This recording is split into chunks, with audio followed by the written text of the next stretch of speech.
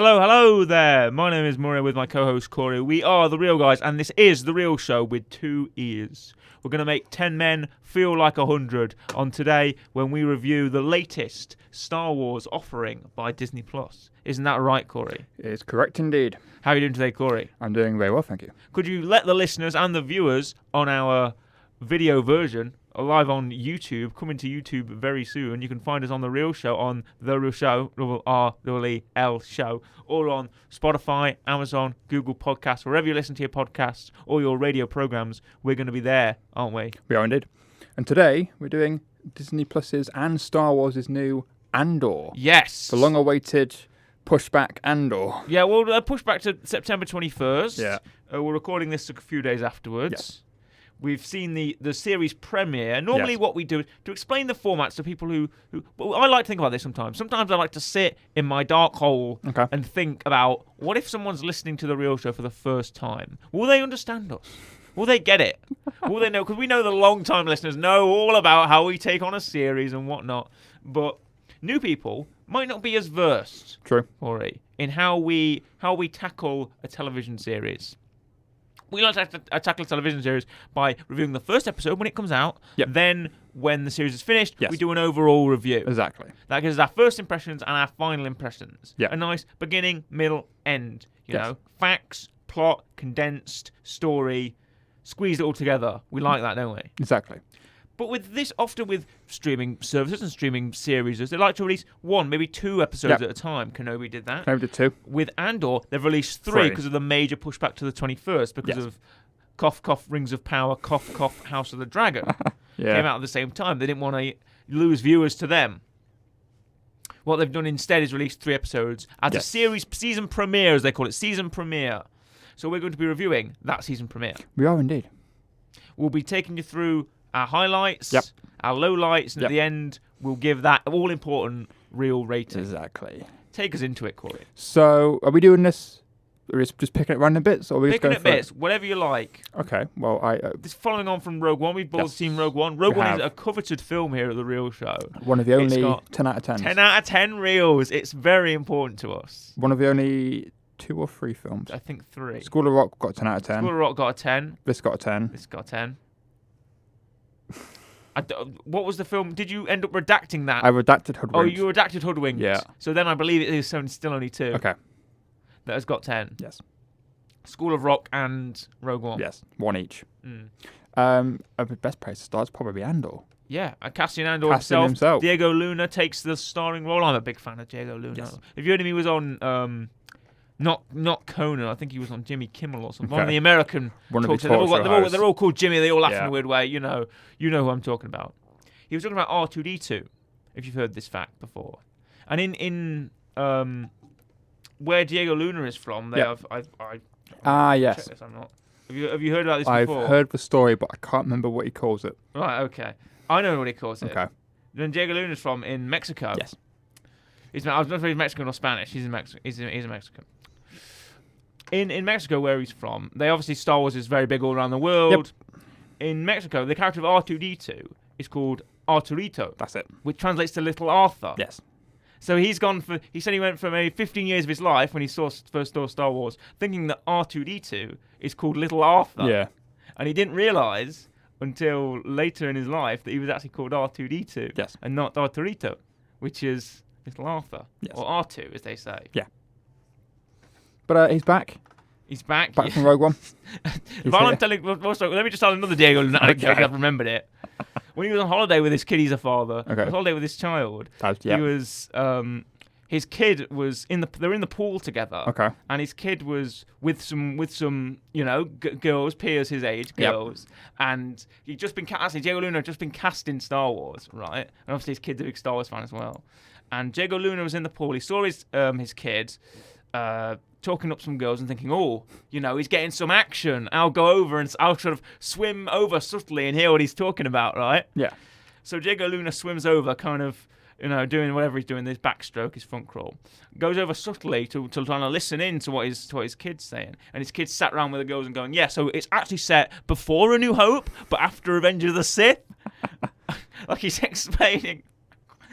explaining Rogue One to them. Anyway, I'm a big fan of Diego Luna. Really, really. He's a good lovely actor. guy. Yeah, he's a great actor. Absolutely fantastic. Yeah, he's. And he carries this. He carries this with the. He's like a. I liken Cassian to like a Han Solo, Yes. a Dash Rendar. Yep. You know, the charming, brooding, dark, handsome, Yes. cold-hearted figure who's like, oh, he's a scoundrel, but you're gonna learn to love him as the series goes on. Yes. However, in this, we kind of get that, but he's a bit more worried. He's a bit more kind of. There's a concern in his He's eyes. not quite got that confidence No, yet. not. Yeah, that's a good point actually, Corey. He's not got that confidence yet, and you see it down to the first scene. Yes. Where he's in the. He goes to a planet called Milano 1, which is in the corporate sector, which we finally got the corporate sector in canon. They call it the corporate zone, but it's confirmed to be the corporate sector. That goes as far back as 1978. Goes as far back as the first ever Han Solo novel was released. The corporate sector was kind of like. Say Star Wars is always called science fantasy. Yeah. Or space opera, Yeah. right? The corporate sector was meant to be like a Blade Runner, very hard sci-fi area of Star Wars, where it's all ran by corporation, it's all ran by big business and big manufacturing in the galaxy. That's where the corporate sector will. Yep. Me and Corey know this from a sort of ill-fated Star Wars D&D campaign we once embarked on, which actually took place in the corporate sector. Do you remember that? I did. That's where we know the corporate sector from. But the corporate sector here is portrayed as that gritty, grimy world, the underbelly, the seedy underbelly of the galaxy, which I love touching. Yeah. Anyway, it's not Hutts and Tatooine and Boba Fett and whatever. Yeah. It's red light district, Yeah. brothel. Yeah. This is what we get. He goes into one Straight away. and you see it. He's looking for a girl from Canary. Yes. Now, another little detail to this is it was established in canon previously that Cassian Andor was born on Fest. Yes. It's been said, it's in his Wikipedia page, Yep. born on Fest. It was from a visual guide, the Rogue One Visual Dictionary. They release visual dictionary with every single film that comes out to, fill in gaps in canon and whatnot. And to give you little details. The visual dictionary for Rogue One came out in 2016, 2017 when the film came out. And it's described Cassian Andor as being born on Fest. So, right, okay. And retcons happen all the time. Yes. Things get overlapped by creators. People have different things. You can't always keep something in line. Whatnot, whatever. Yeah, or you want to take Andor something walks different into way. the first scene. Yep. Says he's looking for a girl from Canary. Yep. And now you know me. I'm a very big Star Wars fan. I'm a very. I keep up with the lore. Whatnot. You do? I knew about Fest. Yep. And I was like, I thought, I wonder if that's the planet he's on in the flashbacks, whatever. I breathed a small sigh of sadness for Fest. Yeah. Losing that fact, like, oh, whatever, fine, okay, retcon it. Doesn't matter. It's a tiny detail. No one will care. But in the second episode, it's revealed by his adoptive mother, Marva, that she faked records. Yeah. And said that she's put in every documentation he's ever had that he was born on Fest. Yes. Which is just amazing. It's a nice way of covering it up. It's a nice way of covering it up to the fact that I just love that. That's like an in-world retcon. Yeah. Of the fact that he was in fact born on Canary, but his adoptive mother has covered the fact that he was. They say he's born on Fest, which I think is fantastic. That's how you should do it. I feel that's how you should do it. Like someone from the story group or someone from because they have these people who are dedicated to the canon so much it's their job at Lucasfilm, by a guy called Pablo Hidalgo, who's like the head of the story group.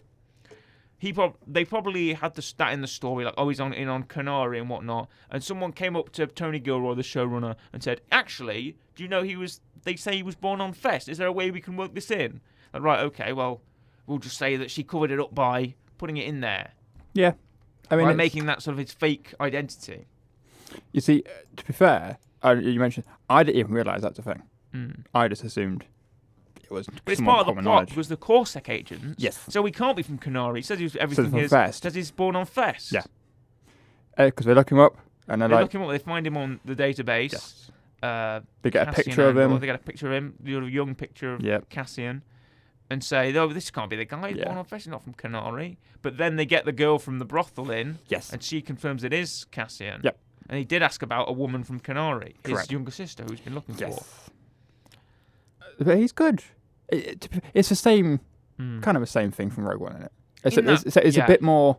He's a bit more timid. He's a bit more. It's by the same people. Tony Gilroy wrote Rogue One. Yep. He's a very established screenwriter. He admits that he doesn't know Star Wars, which is not everyone's going to be a fan. I accept that. Yeah.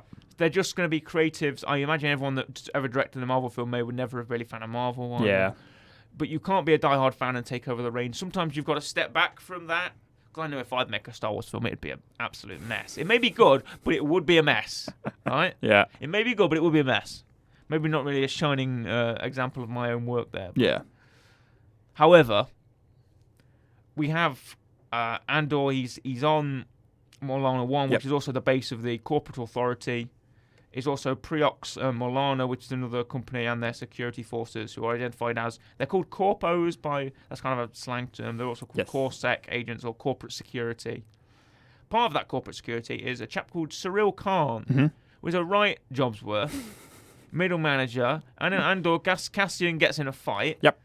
On Morlana, ends up killing 2 Preox Morlana agents. Yes. Well, he accidentally kills one. But like headbutting him to the back. And then did he trip or fall? I'm assuming he hits his head. He hits his head, yeah, when he fell. And then the other one he the just other shoots. guy's begging for his life and he's shot in the head. Yes. Because ain't your grandpappy's Star Wars. Yeah. We're killing people in cold blood. Ain't your grandpappy's Star Wars. This ain't the Star. This is the Wars. Pew pew. Bang bang. So they're gone. And it gets to like the essentially police department. Yeah, the police department. That was such a police department scene. Yeah, it is. The chief's behind his desk and he's like, "God damn it, you got me another case. Yeah. I've got to report to my superiors. I can't do it."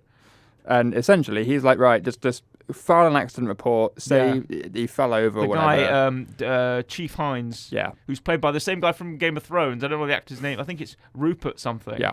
He's in Game of Thrones. He plays Jon Royce in Game of Thrones. Yeah. But he's another fantastic British actor, really amazing. He's just like... He's got the police chief mustache and everything. He's got the police chief mustache. He's like, "You've got to cover this up. I can't report this. This has to go on. Oh, God. Oh, you rough. And then you have the young... passionate, yeah. Very much. He cares about the safety and security of the Empire. Yes. He's like, "Oh, but these are our people, but this can't go unnoticed." Yeah, he doesn't care much. I feel like he doesn't care much about the fact that 2 people have died. He cares much about the fact that 2 Preox Morlana workers have died. Yeah. And he's all about the numbers. He also might see this as an opportunity for him to take charge. Yes. Especially with the person who is working with. Yeah. The sort of deputy sergeant he gets assigned, who's assigned to the planet of Ferrix. Yeah. Who seems very much on his wavelength. I mean... The corp. I'm going to keep calling them corpos because that's what the subtitles say as well. Yeah.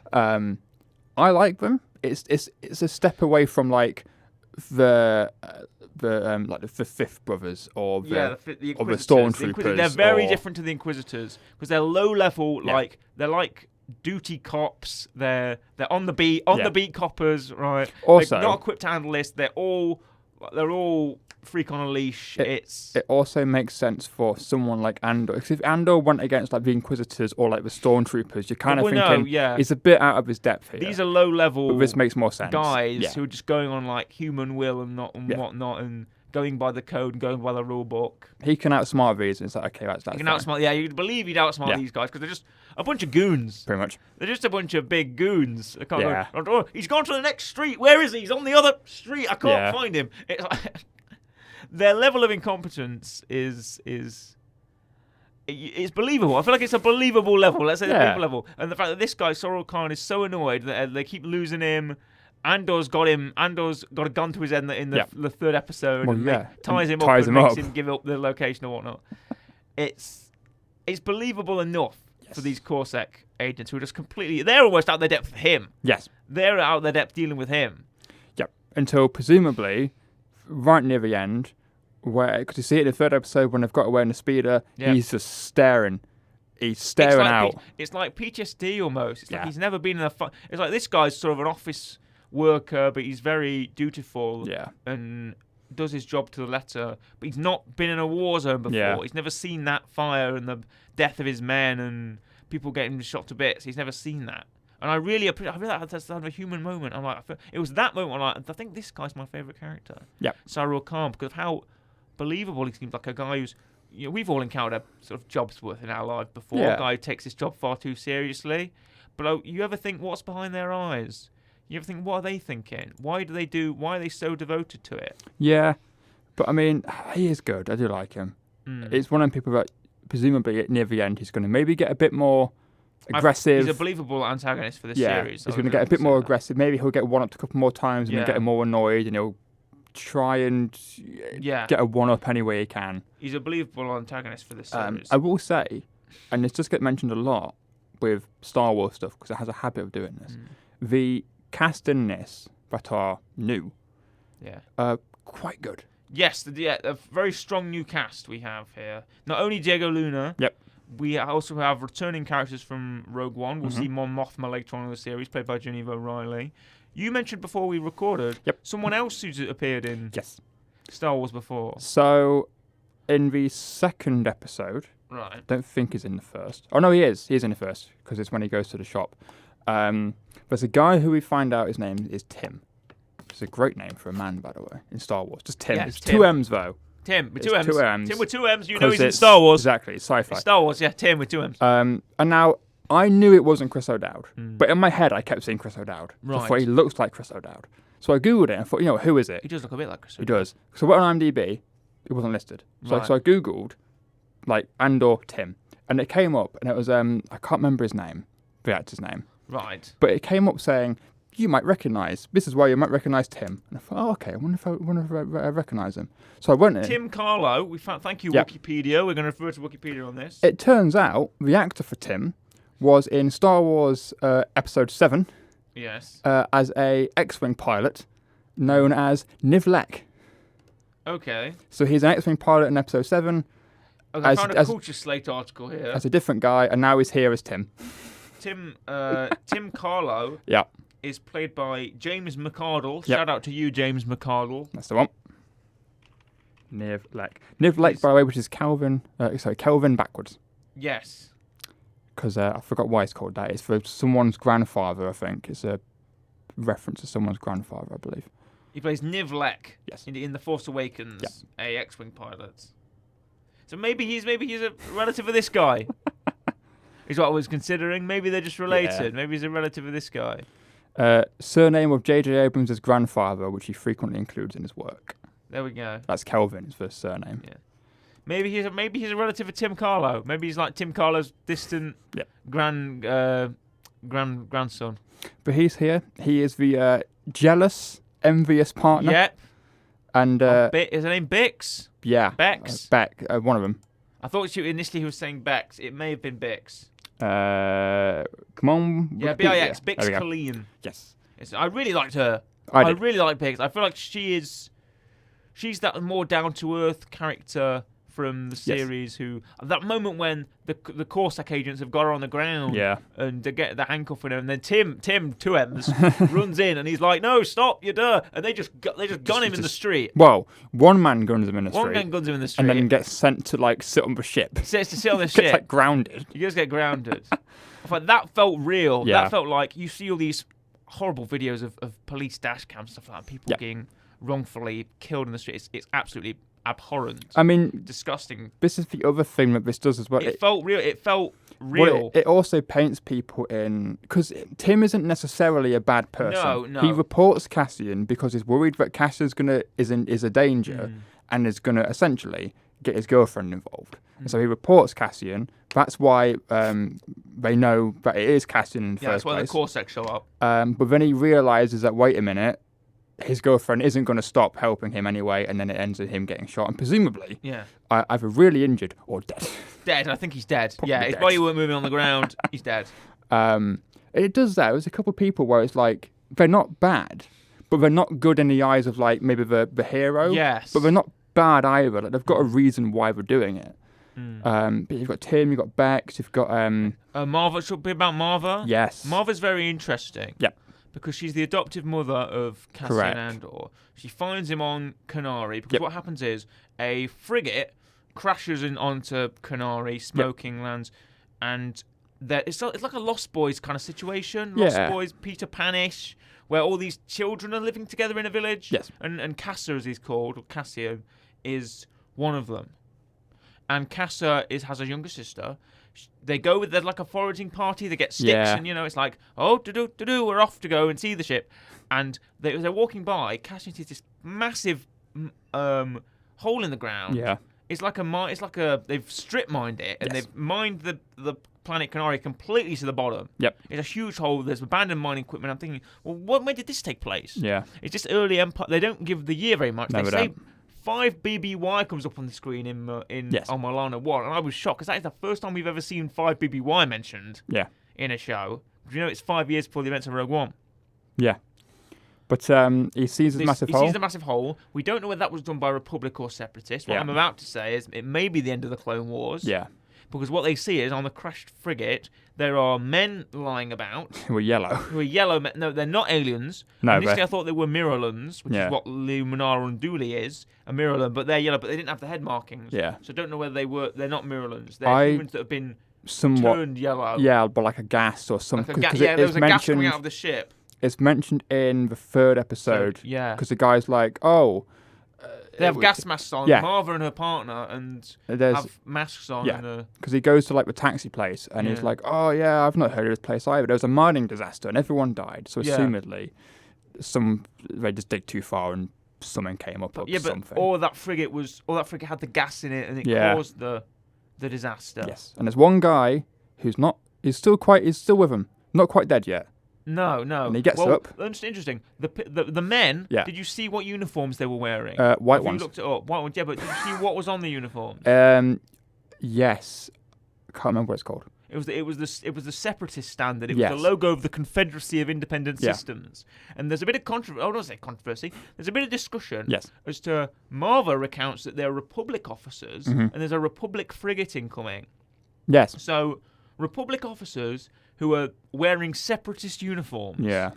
Now, we're not going to say this is a costuming error or anything like that because we know this is Star Wars and we know everything's down to the Grand Inquisitor isn't dead, guys. We know this is down to the finest detail. So someone has said, right, we need to put guys in separate for some reason, right? Yeah. Fest was retconned, but it was retconned correctly with it being the document changing or Yep. whatever. In Obi-Wan, the Grand Inquisitor was alive.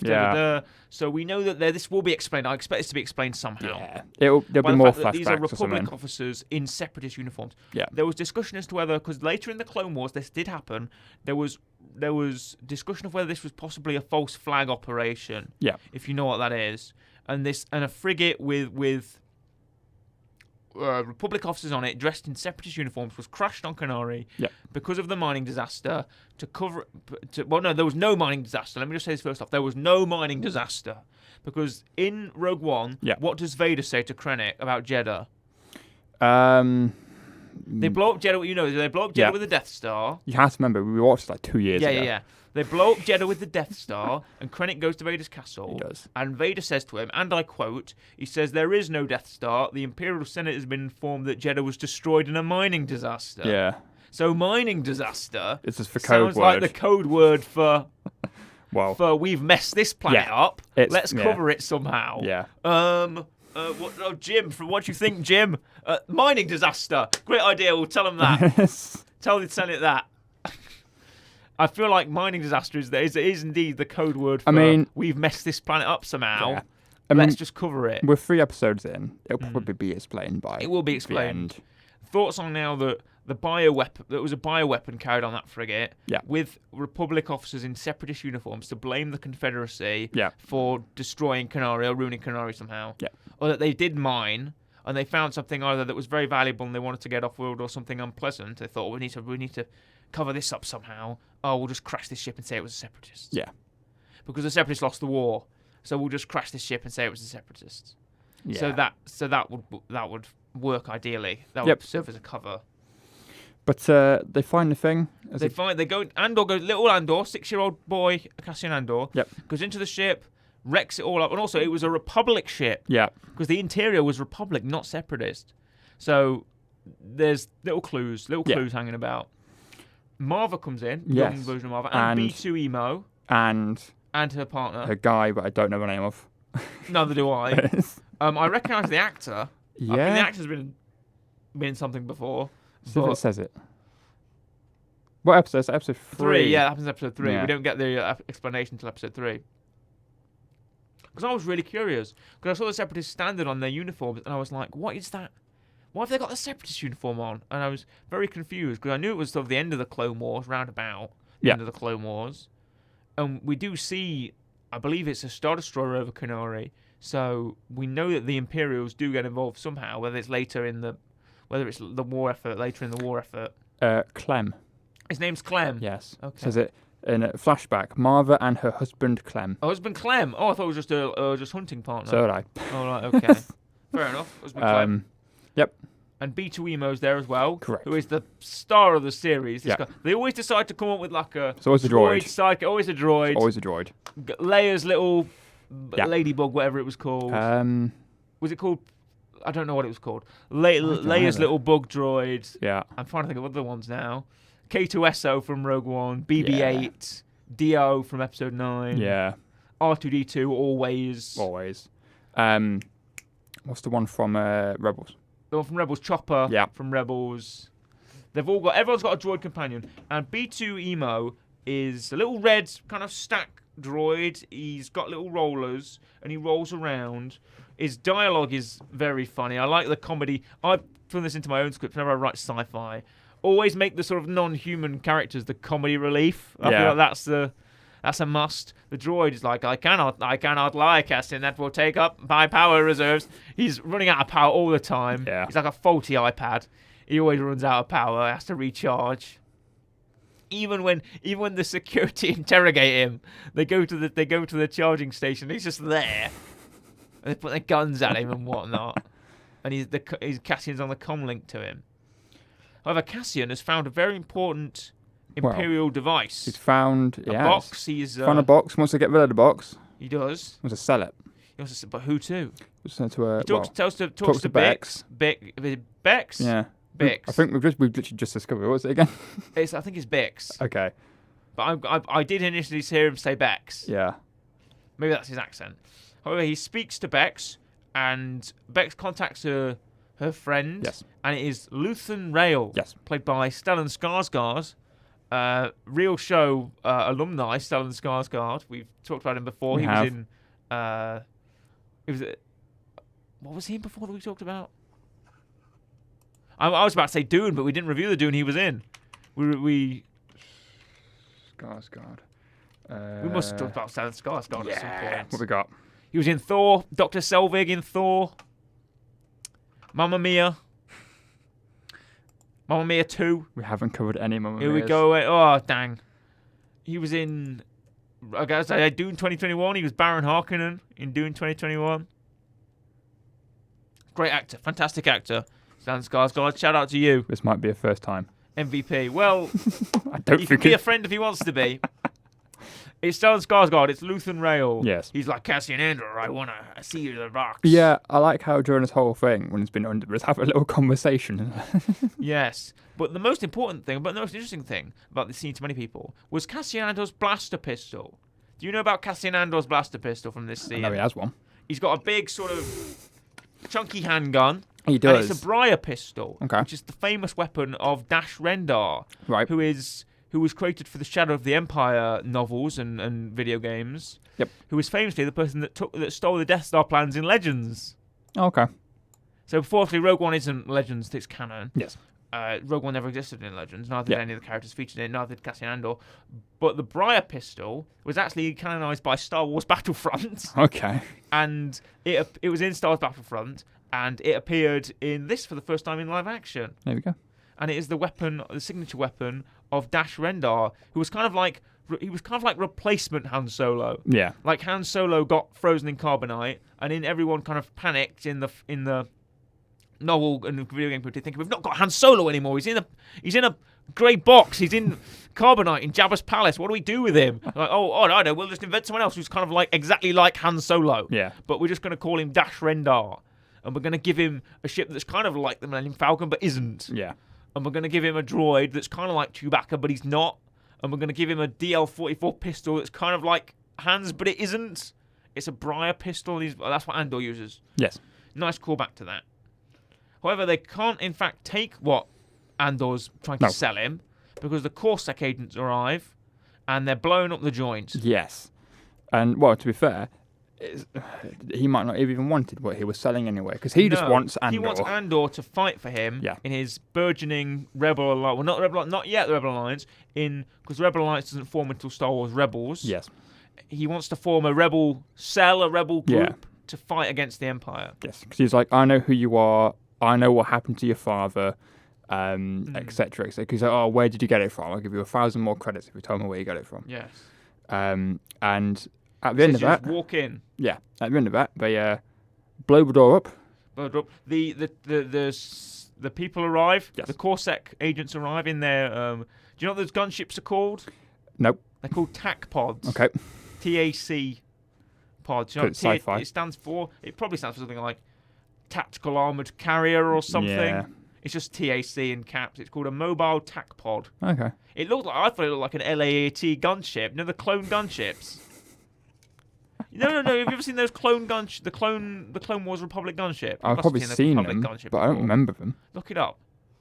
It looks like a Republic gunship, kind of. It's got the sort of boosters at the back and the wings, and it's one of the most famous Star Wars vehicles ever. The Republic gunship. Oh, okay. It's got the sort of the chin-mounted gun, the same way that the TAC pod has. Okay. That's what it's called. It's called a mobile TAC pod or a TAC gunship. Yeah. There we are. And they I was about to say they detach, but they do detach from like a sort of a pyramid-style hyperspace carrier, which looks really, really cool. Look at that. I know it could have been probably like a Gozanti or an Arquitans class or something, but I'm glad they created its own sort of ship that's able to carry, because they're like on a wheel. It's like on a rotating wheel underneath the ship, and the gunships kind of come out of the side, which is cool. Yes. And it's also the fact that they can't fly in space. They probably don't have hyperdrives, so they need a hyperdrive capable ship like a carrier to carry them around. But yeah, I mean they inevitably escape. They do escape because of what was his name of the friend that works in the scrapping industry? His name is the guy with the hard hat. Yes, it's where is it? I've just seen it. I feel like he may be a bit of a Brasso. Brasso, yeah. Yes. I feel like he may be a bit of a favourite as well. He keeps appearing. He just seems like a really good guy. He seems like a really friendly fellow. He's like, you know what, Cassian, I'll cover for you if you've been out at night, and I'll just say we just got we just got drunk together, and then you came over here to apologise to me. He's already thinking of alibis and whatnot. He always seems to have Cassian's back. He always defends him. Then when the Corsac agents arrive and they're sweeping the area, is it Brasso? Yes. He ties up one of the TAC gunships to the scrap. So initially I thought we see him walking away from the gunship, and I think he's done something to that gunship. He's made it. He's like turned off the engine or whatever. But no, when the guy gets in, the guy who shot Tim 2Ms gets in the gunship to fly away. It takes off, but it's stuck to a cable. Yeah. It swings around, and then it blows up into the side of what I believe is a Venator or something like that they're dismantling. Yes. Because it's not mining, it's scrapping, which is something that started in Star Wars Fallen Order. Yeah. You recognise they're wearing the Scrappers Guild gear. So scrapping was something that was invented after the Clone Wars to dismantle all of the Clone Wars tech and whatnot, and to create jobs for the Empire or some kind of crap like that, right? Yeah. And then ship goes boom. Yeah, ship goes boom. And then they think they're behind them. And then the officer, and the officer says, I won't repeat it, obviously, for Ofcom reasons, but the officer says an expletive that I didn't even catch until a few minutes later. There's a lot of expletives in this. Yeah. There's a few of them. They've ever said that before. I had a look on Reddit. Shout out to you, r/Star Wars Leaks. Shout out to you. They have a great discussion forum. And I was reading the discussion forum, and this came up, and they said, well, they have said it before in a book. Okay. Strangely, it's a book about Padme. They've said this word before. Okay. And it was called Queen's Peril or something, Queen's Shadow or whatever, one of those Padme books. They said that in the word before. I was like, right, okay. Well, I imagine it's just a word for a defecation. It can't be that used in that context. Say, something's gone wrong. Yeah. That word. It can't be that bad, really. They've said several words before of the level of that word. Yeah. So I'm happy to let it swing.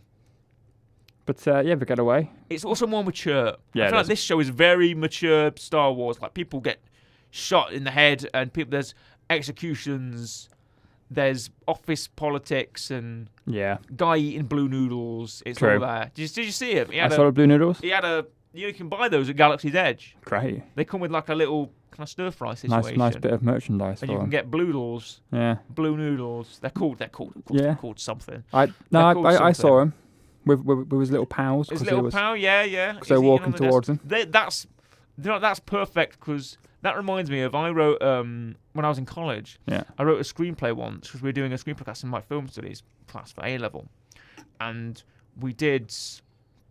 You're allowed to write any screenplay, whatever. Okay. And people said, "Oh, can I write like a Marvel thing, whatever?" And I asked the teacher. I said, "Can I write something to do with Star Wars?" And they're like, "Yeah, but you're not allowed to put like Darth Vader in it." Or whatever. They don't put any big character. Right? Okay, fair enough. Okay. So I effectively wrote like an office scene in Star Wars. Yeah. And it was 2 Imperial like adjudicators or something, like office workers, like doing admin, like Imperial administrators doing like admin in an office. Yeah. And at the end of the short, their office gets attacked by the rebels or something like that. Yeah. And the base is blown up and they're both killed.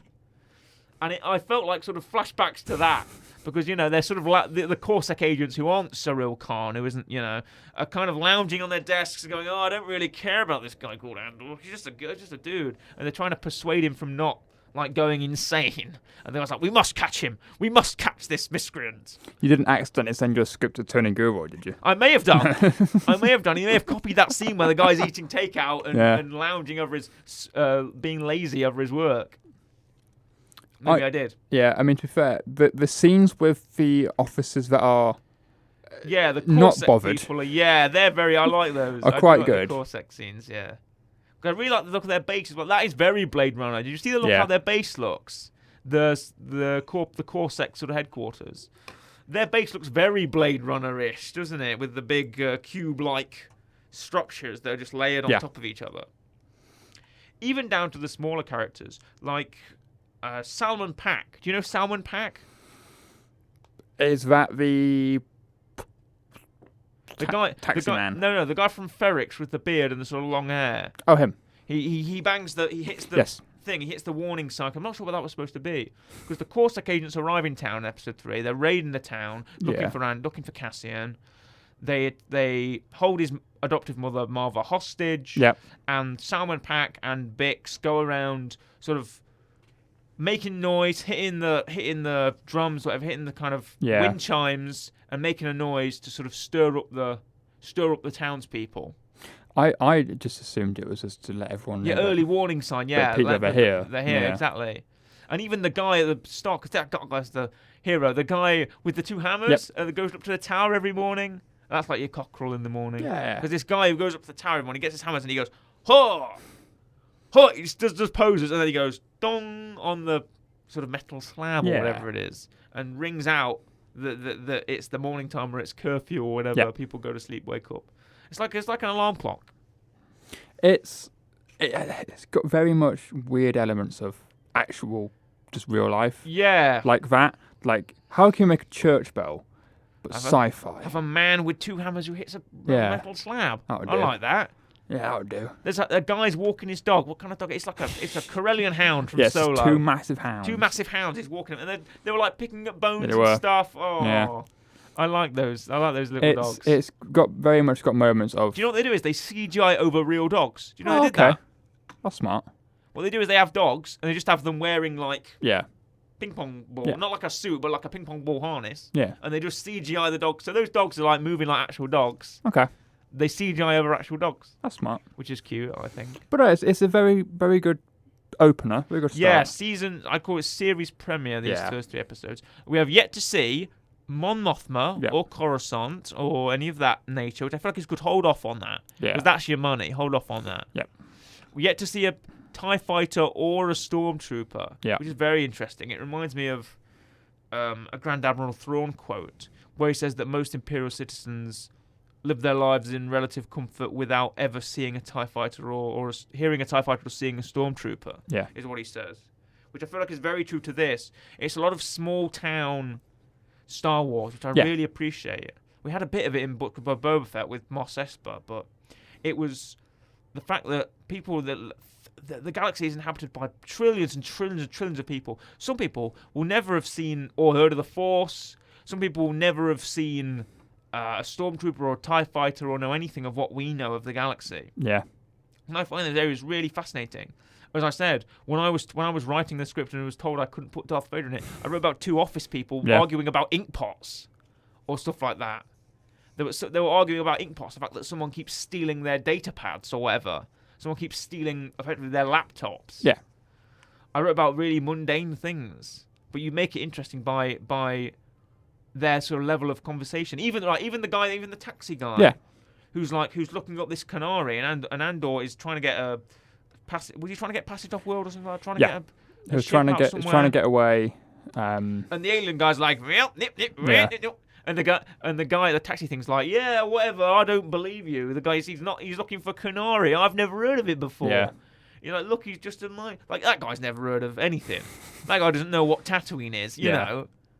You know, heard of Tatooine. It's like got sand in it. I think that guy's. I love that guy because he's just like a 9-to-5 kind of worker that just happened to be in Star Wars doing the job. Yeah, I appreciate that a lot. The lived-in world, the lived-in world, and the world building is is top of the line. Yeah, no, it's very good, and it's a very good opener. We're about a quarter of the way through. It's 12 episodes, finishes in November, so about a quarter of the way through. And as far as openers go. Granted, it's 3 episodes, but as far as openers go, very strong. I think it got better as it went on as well. Yeah. The first episode was a bit slow at times, was my only bit. criticism. I didn't really leave it going, Star Wars. I was like, okay, I'm glad I can watch the second one, is what I thought. It didn't really leave me with that sort of punch that maybe Obi-Wan did or something like that, or The Mandalorian or something like The Mandalorian would leave you with something like, wow, yeah, Star Wars. This was kind of like, okay, well, I'm glad the second episode's out, so I can watch that afterwards. And it did get better. By episode 3, yes, I was in. Yeah. By episode 3, I was like, I'm ready. I'm ready to go. I could have watched another 10 after that. But the first episode did leave it a bit on a lower point. A little bit. But no, I think, as far as an opener goes, I think it's very strong. It's very good. A real rating. Do you have one? All three or each episode? All 3, okay. I would say for all 3, I'm going to have to push you here. I'd give it an 8. 8, okay. I was going to go torn between an 8 or an 8.5. I was going for an 8.5. I was going to go for actually a 9 when I first said it to you. Okay. I was thinking a 9 is very strong indeed. Yeah.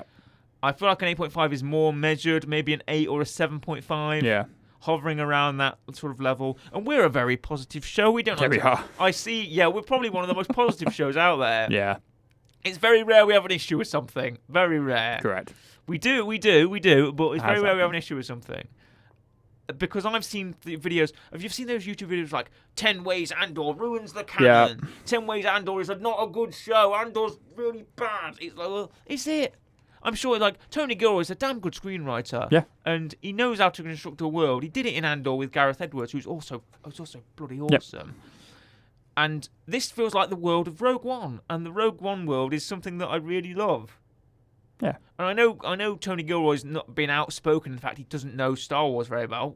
Right, okay, sure. And your point is, some people don't know Star Wars very well. Taika Waititi forgot that Natalie Portman was even in Star Wars. Yes, he did. Do you remember that? Yeah. She was on set for Thor: Love and Thunder. Taika's directing a Star Wars film in, I don't know, a few years. Whenever it comes out. Yeah, whenever if it comes out. Yeah, exactly. And turns to Natalie and says, Natalie, do you want to be in my Star Wars film? And Natalie Portman looks him dead in the face and says, I've already been in Star Wars, Taika. I was in those 3 films, remember? Yeah. I was a very big character in those 3 films. Apparently, Taika doesn't even know that. So that's all you need to know, really. Yeah. But no, it's a good start. As far as Andor goes, yes, we are giving it a real show, stamp of approval. Go out and watch it. Watch the episode of Andor. When are we getting new ones? Is it Wednesdays or Fridays? Wednesday. Wednesday. Because the next one is September 28th. All right. 26th currently. So there'll be an episode coming out relatively soon to when this goes out. Yeah, pretty much. Which will be nice to watch. And there's a big crew on this. Of course, Kathleen Kennedy is executive producer. She's head of Lucasfilm. Tony Gilroy, Diego Luna takes executive producer role as well. Tony Gilroy and his brother Dan Gilroy in writing. Yep. There's a couple of writers on this. And Bea Willimon as well, who's written loads of Star Wars projects. Correct. He's very well versed. And just a little note. I'm on Wikipedia, and Alan Tudyk is listed in the cast. And we were sure that I was about to say TK. No, K2SO isn't listed for the series. I saw that. I think so we don't know whether IMDb or something had him on. And then I think they took him off, didn't they?